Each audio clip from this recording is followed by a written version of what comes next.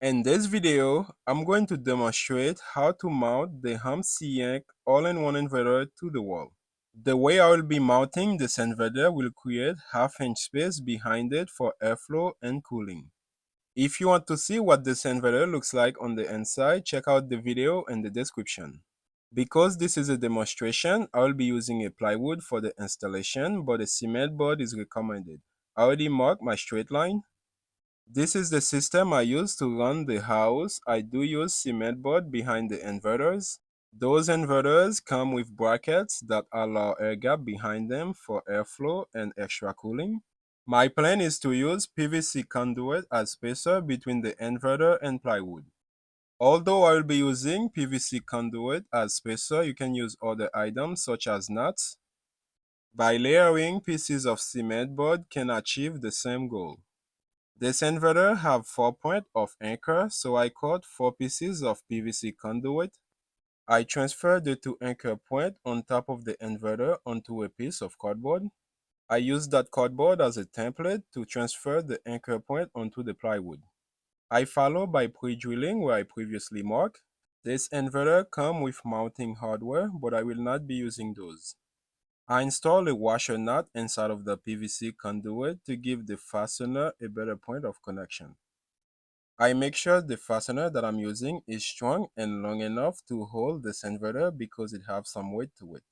In addition, I make sure the head of the fastener is wide enough to hold the anchor point in place. Next, I lift and place the 2 anchor points on top of the inverter on the fastener. Next, I fasten both screws with a screwdriver. Notice there is space at the top of the inverter. Since I didn't do the bottom section yet, there is little space. Next, I open the lower compartment of the inverter. There, you will find 2 extra mounting holes. This is what I will be doing behind the inverter. I will slide the fastener inside of the inverter, and behind it, I will slide in the PVC conduit.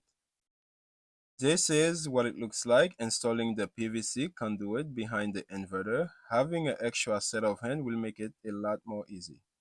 After that, I fasten down the screw. And now here's another look from the side. You can see there's an even gap from top to bottom. Here is a look at the bottom of the inverter. Again, there's an even gap from left to right. Here is a look on the right side of the inverter. There's plenty of space for airflow as well for heat to escape.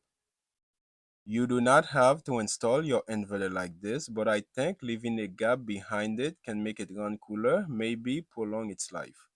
Let me know in the comment below if this is a good idea. Would you ever consider installing your inverter with a gap behind it?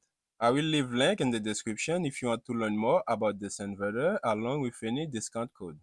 I hope this video was helpful and informative. If you like this video, you might enjoy the recommended videos. Thank you for watching. I hope you enjoy. See you in the next video.